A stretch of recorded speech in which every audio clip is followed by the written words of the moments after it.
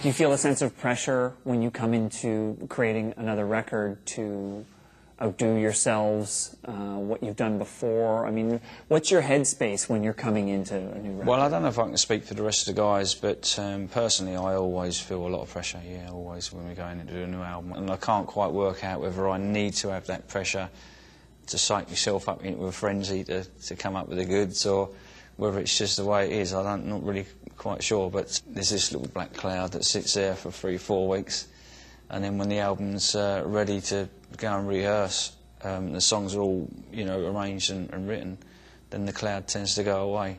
When we've been apart for a while, it's always a bit nerve-wracking, you know, you're wondering how things are going to go, and, you know, but, you know, invariably we get back together and it's just like we've never been separated, and we just fall right back into it.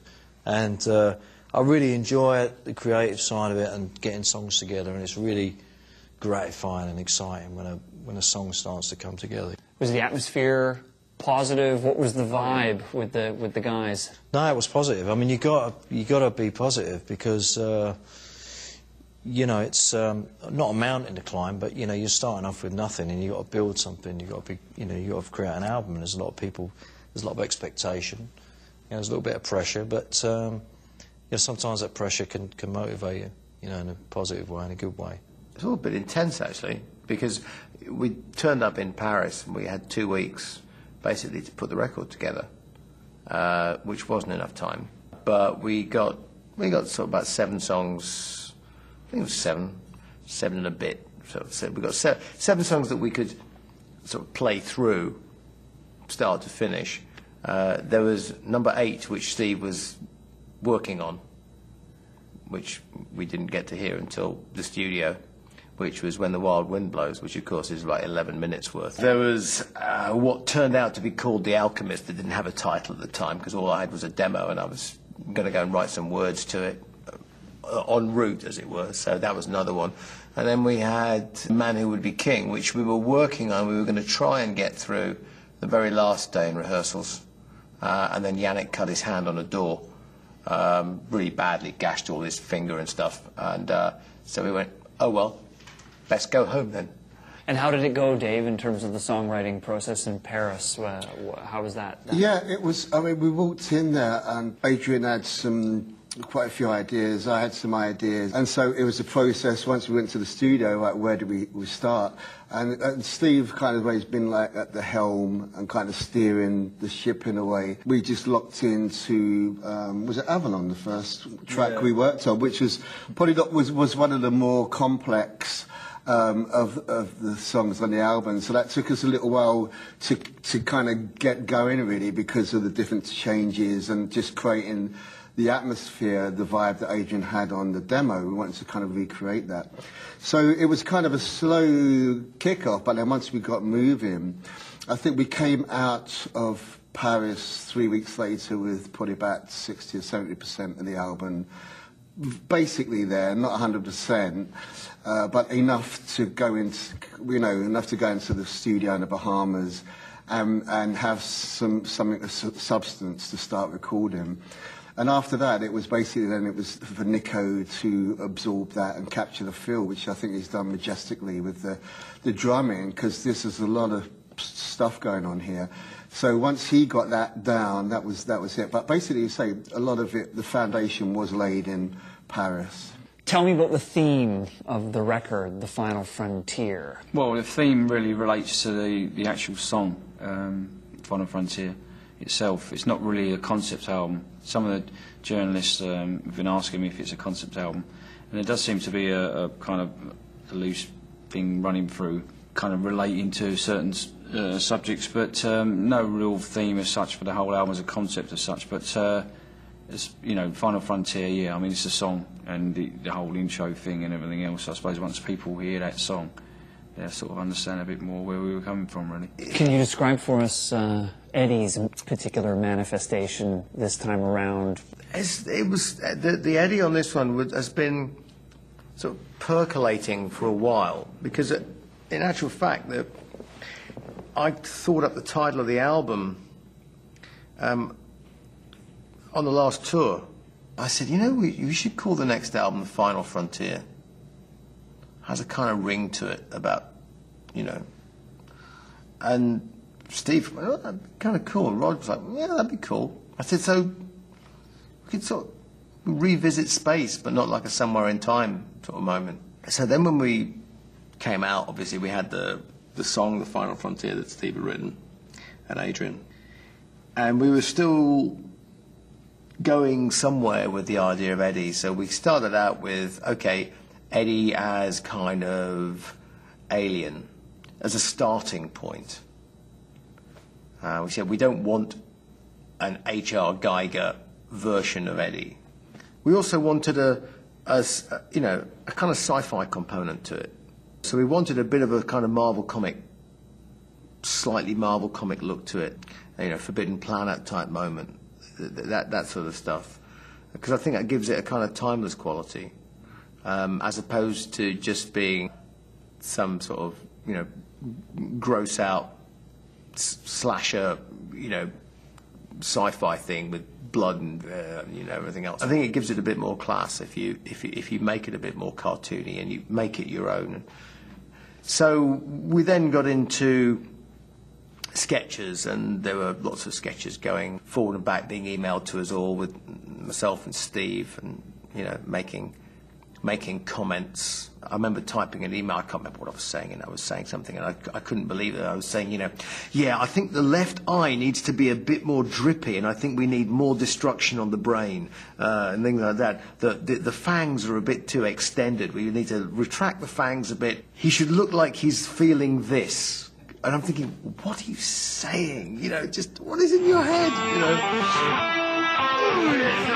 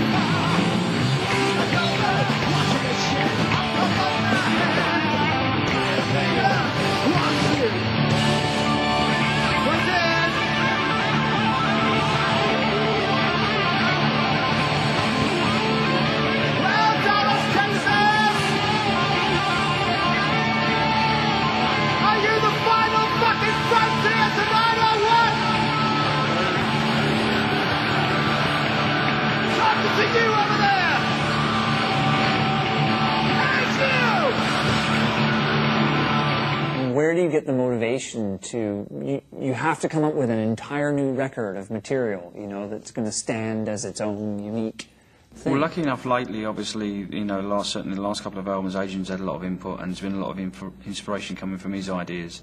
So there hasn't been as much pressure on me as say, some past stuff. But I still do feel the pressure to come up with stuff, and the rest of the guys, they like to get ideas, they don't usually, you know, sort of take the ideas through to the end. Adrian has done in the past, you know, Stranger in a Strange Land, stuff like this, done a couple of things like that, but most of the guys don't really, I don't say they don't know what to do with them or they don't know where to take them, but they I don't know if they're just so used to me doing that. The pressure tends to be on me for that kind of stuff. I don't know why, but that's just the way it is. Adrian, what was it like to step back into Compass Point after not having been there since the Power Slave days? Do you remember what it was like walking in there and what it felt like? Yeah, it was strange. It was strange because the place hadn't really changed at all. It even had the same pictures hanging on the walls of 20 years ago. Exactly the same. Frankly, it was weird. It was like it was the studio. It was like the Marie Celeste, you know. I mean, like the cigars were still smoking in the ashtray. You know, unfinished beers from 1983 still there. The carpet was the same. You know, they still hadn't fixed the little piece of shuttering that was missing out of the slat in the window. I mean, it was bizarre. It was identical to 1983. And then I walked into the studio itself, and I've gone... Doctor Who for scenario. It was the TARDIS, the time machine, all the same pictures on the wall, all the same smoke stains on the ceiling. They had this very same pool tablecloth that they had 25 years ago. It was a great experience because it was literally going back in time for me. In a way, I love that, stepping back into there and seeing things. You know, it's good because there's been so much change in all our lives over these many years. It was nice to step back into something for 25 odd years ago and say it's actually just remained perfectly, you know, as it was back then. And so there was a real comfort zone there. And so the room just has a huge magic about it. One thing that place has always had is a great vibe. The actual room that you record in has got a great sound. I mean, there's been some great albums done in there, so you know, that's one of the reasons why it was chosen. That was great to go somewhere familiar, because we've recorded albums all over the world, and so it takes a little while to settle in. This was immediate. We went down and felt at home straight away. For me as well, being in that room after 25 years, obviously my first album with Maiden was done at that studio. For you, Yannick, what was the recording of the album like? How did it go? I really enjoyed it because what we did is we got the speakers we put elsewhere. We had headphones, big headphones set up, and we used helicopter headphones, which were tremendous. So it felt like we were playing live, but because of the overspills, normally you can't have that feeling. The gig was so far away it didn't matter, which meant we could all get in the same studio together. We had the three guitarists all sat there on chairs, but their equipment was, you know, a couple of 100 feet away and buried in offices and things like that all around the building. And I think that makes a huge difference to the sound, because if you're playing together and you're looking at each other and you're feeling each other, the spontaneity that you have between each other works within the music, and it comes out different. We were in with Nick, who could feel his presence and his power, and that added to the songs. And we could see Bruce was in a little box in the same room, kept popping his head out and talking. Actually, I never had the joys of the vocal booth in the studio before, which is this funny little thing that looks like a kind of it looks like a cross between a sort of a Swiss mountain chalet and a phone booth. But it wasn't a very comfortable place to sing in, frankly. Why do you think there was that spontaneous vibe and you were able to get the record done so quickly? I mean, why did it go so well, do you think? I think the fact that we were on the studio together makes it different. In the past, I've gone in and overdubbed something with one of the other guys, and they haven't actually recorded me. I'm just in there to make him feel like he's playing with someone. But they didn't tell me that afterwards, which annoyed me a little bit. Oh, because that was a great solo. Well, that shows you. I mean, it taught me a lesson. It taught me that actually having someone in there makes you play different. And that was quite a huge lesson to learn. So that's part of it, yeah. But I mean, you know, you try different things every time. Every album you do, you try something a little bit different. When you do get together, it's sort of like you're dancing. You look in and you're interacting. See, Steve, when he comes up and he plays with me, we interact with one another, and we kind of, you know, is that not quite right? Pull it back a bit, or, go on, get going. What's the matter with you? Come on. You know? You can't do that if you can't see one another. Well, it's like you're doing an interview with somebody in Australia, and you're talking to them on a screen, and then you talk to them face to face, or you know, you telephone someone. Different. When you talk face to face and you look at someone in the eye, it's a different feeling. And if you can get that in music, isn't that what we're after? And when it's music, it's a physical, physical definitely. To it. And so I think it's got to help. I think one of the things that we do that's very good is that we're a great live band. If you can capture that in a studio, then that's, to me, what it's all about. Adrian, how was it working with Kevin on this record? I mean, Steve is co-producing as well, so you've got two guys in the driving seat, and they're very definite about you know, how they do things. It's always difficult, you know. I really enjoyed the writing process. The recording is always a bit painful, I find. So it can be. I really enjoy sitting in a room playing, it's great. But, you know, having demoed a lot of things, there's two sides to when you demo songs. You get a bit close to them, and you get used to hearing them a certain way, and you want to follow it through. And there's one thing I wanted to do on the album is I really wanted to pursue the way I thought they should be, and I did that as much as I could. But at the end of the day, I didn't produce it, so there's always that. It can get a bit tense in the studio when there's 6, 7 guys in there. You've been in there a few hours, you've been flogging away at a song. You've got to be tactful sometimes. Some people are more tactful than others. It's all part of the chemistry, and if you don't have disagreements, it wouldn't be a breathing band. But that's what it is, and so there's a bit of give and take. But all I can say is you just give it everything you can, and the way we record these days is it's a bit like it's making a movie. You do your takes and you do your best, and then it's up to the guys who are really mixing the album. Plus, I know from when we've chatted previously that you're a bit of a perfectionist. You pay attention to details. Yeah. You pay attention to the nuances of everything too. So I imagine it's. Yeah, I don't know if I've got a sensitive ear or something for tuning as well. I get I can hear stuff that's out of tune, and no one can hear it but me. Maybe it's just me. I don't know, but I'm really tuning is one of my things. And with 3 guitars, it's the intonation of the guitars. It's even if you're playing the same riff, the same notes, sometimes they don't blend. And I really wanted on this album to try and make sure that they blended as well as they could. It's easy to say, oh yeah, it sounds all right, but you've got to, stick your neck out a little bit sometimes, even if it gets chopped off, Yeah. How does the sound and the feeling of this record compare to the previous one? What stands out about it in your? Notwithstanding the fact that it's got all these little proggy type influences in it, it's got little folky, vocally type things and things like that. I think it's a much harder edged record. It's more direct, is the word I would use. I think A Matter of Life and Death had a lot of. It was great. It was a great record. This sounds simpler. I think that the songs seem to connect more directly. Certainly, I think the vocals, considering that there are really no minimal double tracking, and I don't think there are hardly any backing vocals on there at all. So in the main, it's a single voice on virtually all the tracks.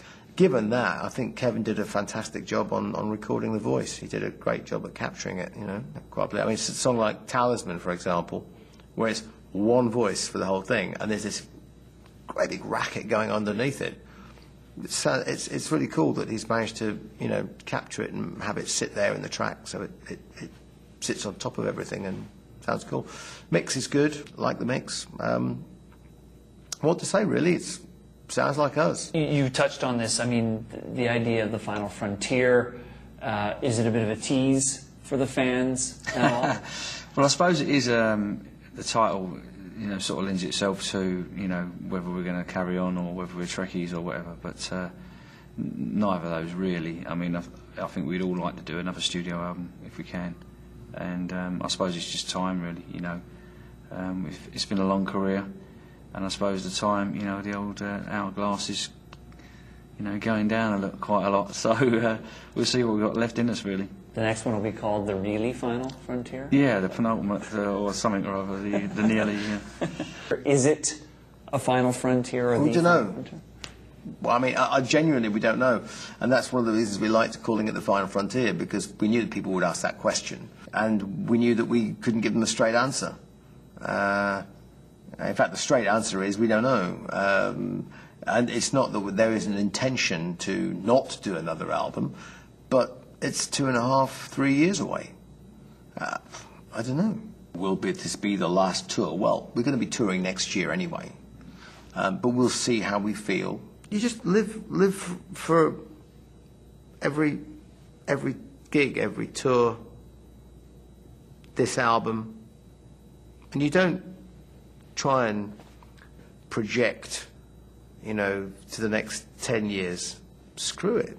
Just think as far as next week, and that'll all be good.